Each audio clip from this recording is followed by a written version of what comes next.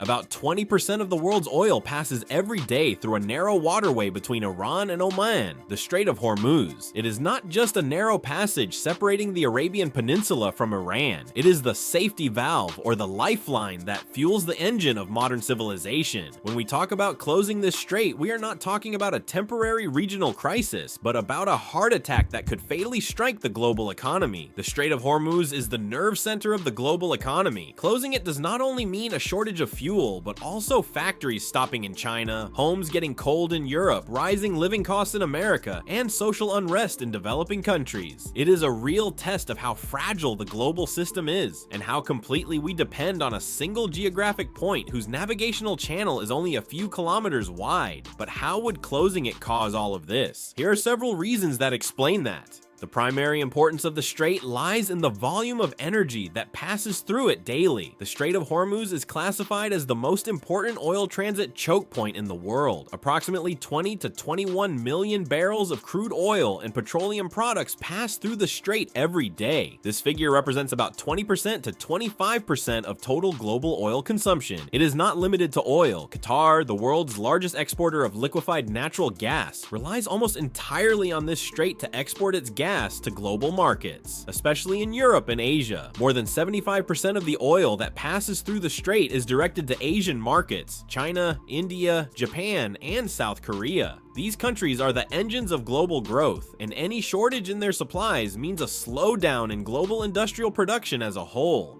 But before we explain the geography and situation of the Strait of Hormuz, if you're enjoying this video, hit that subscribe button. More fun geography explained videos like this are just a single click.